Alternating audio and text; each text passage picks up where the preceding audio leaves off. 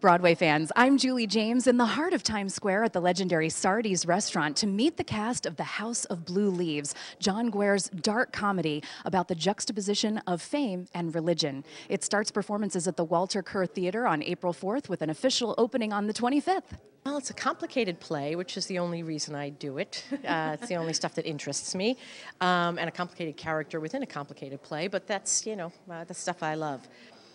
It's a very personal story about all these people who are kind of obsessed with fame and with being seen and being acknowledged and wanting things they don't have. Artie and all the characters in House of Blue Leaves desire celebrity and fame and feel like that's the answer to their problems. These actors are creating characters who are operating at the top of their potential to get what they want from their lives and from each other.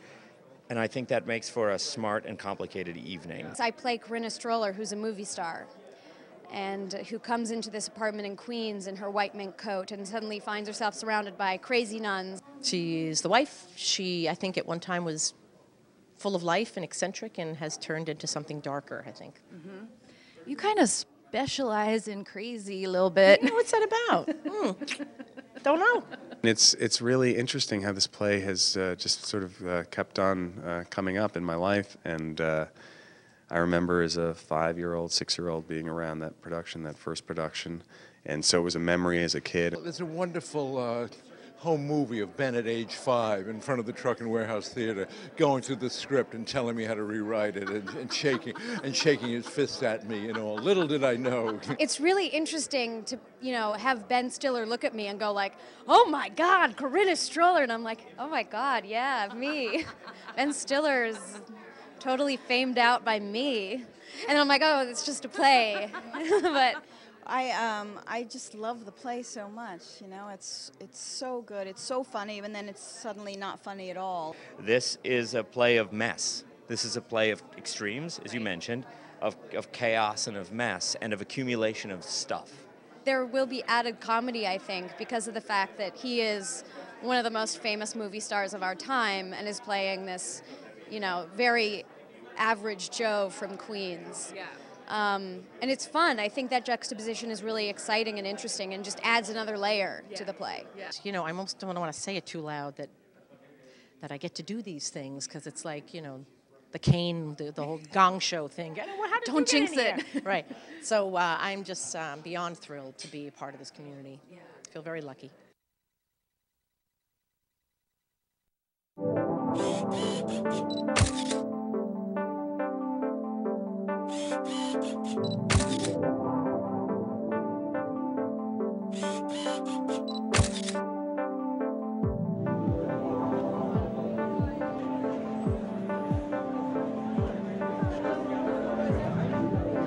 John Guare's The House of Blue Leaves is back on Broadway, starring Ben Stiller, Edie Falco, and Jennifer Jason Leigh. We're at the Walter Kerr Theater to celebrate opening night of this classic comedy. Great writing, isn't it? I mean, it's really, really great writing, and it's really wonderful to see it. I saw it the last time it was done. I didn't see it the first time, but I saw it the last time it was done, so it's wonderful. I'm looking forward to a complete new experience with people I absolutely love, Ben and Edie Falco, and now David, the director, which now is a friend. So I'm excited. This is an exciting place. I think this is where art never ever dies. This is where it separates the wheat from the chaff, and I really enjoy watching, the artists that take on Broadway. What was the mood today in the Stiller household? Well, here's the thing. I think because the opening is sort of just the technicality, since he's been in the run of the play a little bit and sort of fine-tuning it. The overall feeling today was support and love, and I think he quoted like this one's a free one, because he knows that he's being fully supported and loved by everybody. We're gonna love him. I was very excited today. I got up in the morning. I just couldn't sleep very much because I'm just like a father who's expecting a newborn babe in a way. From being on Broadway. To see the play again, it's a really great play, and with a whole brand new cast, and see what they bring to it, and I saw my father do it. Really? Yeah, when I was a little kid. Chicago and someplace else. He did it for a long time. Oh, wow. Why do you think people still enjoy this play? I think they enjoy it when the actors in it are wonderful and really kind of explain the farce of it all. Yeah, because it's wacko. It's really wacko.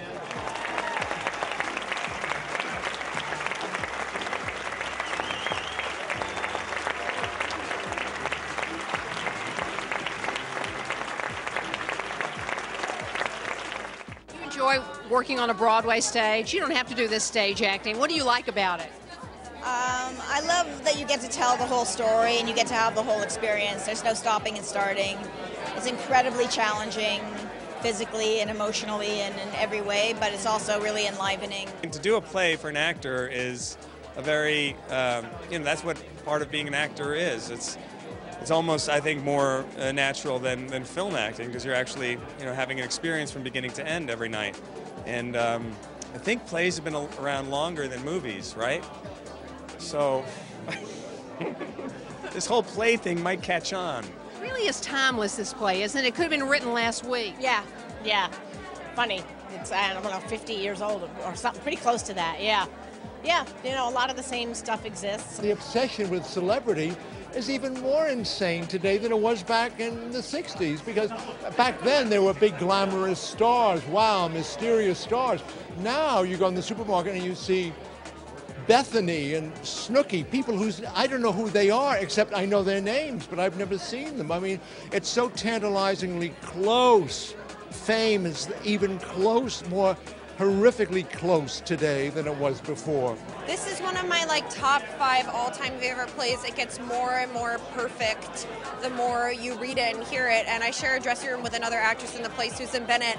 And every night we hear new things or we hear them in a new way and we're like, oh, can you believe that line? It's so funny and so pathetic. And I love this play because it's an equal combination of so funny and so heartbreaking. And the characters are hilarious and so pathetic. And I identify with that. And I believe that this play is about characters who are trying to fill the hole inside of them with things that aren't going to fill that hole, whether it's a girlfriend or fame or money. And that's why it's so tragic, because the more they try to fill that hole with these things, the deeper and more vast that hole becomes. It's fascinating to do this play with Ben Stiller as Artie Shaughnessy, because of course he's one of the most famous faces in the world. And to have him play this nondescript Queens guy is so fascinating, to deal with people's own perceptions of fame.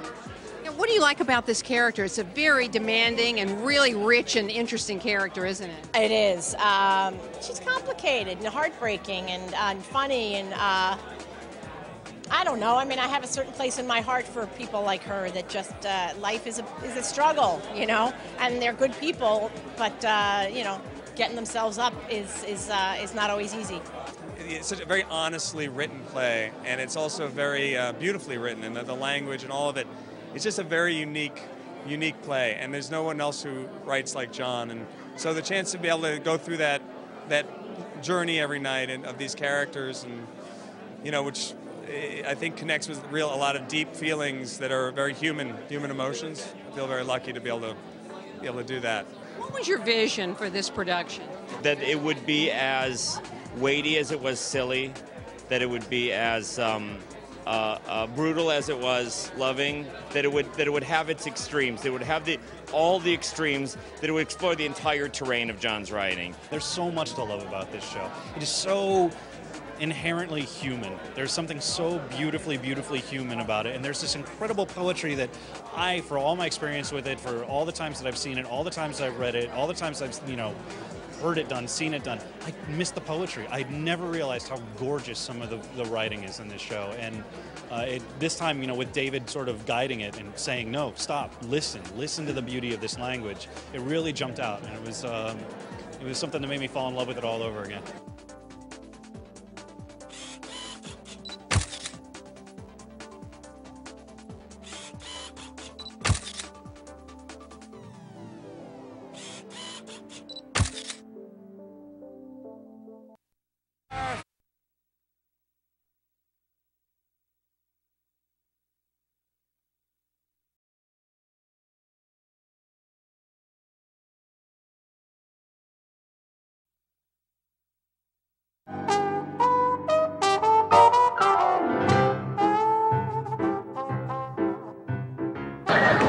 Cook for me. Not till after we're married. You couldn't give me a little sample right now? I'm not that kind of girl. I'll sleep with you anytime you want. Anywhere. In the 2 months I've known you, did I refuse you once? Not once. You want me to get in the bag with you now? Unzip it. Go on, unzip it. Give your fingers a smack and I'm flat on my back. You need help. I found a nice hospital. By the sea. By the beautiful sea. It's an old estate. And you can walk from the train station. And it was raining. And the roads aren't paved, so it's muddy. But by the road where you turn into the estate, there was a tree with blue leaves in the rain. And I walked under it to get out of the rain, but also because I'd never seen a tree with blue leaves before. And I walked under the tree. All the leaves flew away in one big round bunch. Just lifted up, leaving a bare tree. On the highest part of all Los Angeles. It's Bel Air. I know Bel Air. I mean, I don't know Bel Air, but I know Bel Air. Let's get out of here. She gives me the weeping willies. Oh, no, I'm all right. I was just thinking how lucky we all are. You going off to California, me going off to the loony bin. It's a rest place. With beautiful blue trees, huh? Birds! Waiting to go to Florida or California. Maybe it was a flock of insane bluebirds that got committed. I'm gonna take... Run over to President Johnson, grab him by the arm, get in! I pulled Jackie Kennedy into my car. John, who I didn't see, starts crying. And Jackie hits me. So I hit him. I grabbed Bob Hope, I pushed Cardinal Spellman into the backseat, crying and laughing. Get in! I'll take you where you want to go. Give me your suitcases. The suitcases spill open. Jackie Kennedy's wigs blow down 42nd Street. Cardinal Spellman hits me. Johnson screams and I hit him. I hit them all. Australia? I'm so glad I made a new friend my last day in America. Perhaps you'll bring me love. Your last day in America? Sisters, please! I'll be Mrs. Einhorn the next time you see me. Billy and I are off to Australia tomorrow for 2 fabulous years. Billy's making a new film that is an absolute breakthrough for him. Kangaroo. And you must, all of you, come to California. And we'll be back in 2 years. But we're coming with you today. You shut up. Corinna, this is the boy. He's been doing it down in Fort Dix, studying to be a general. Pop, I'm going to blow up the Pope. See how nice you look with your hair all cut? Pop, I'm going to blow up the Pope, and when time interviews me tonight, I won't even mention you. I'll say I was an orphan. Ron, why didn't you write and tell me you were coming? I could have been in California. It's great to see you. Oh, wait a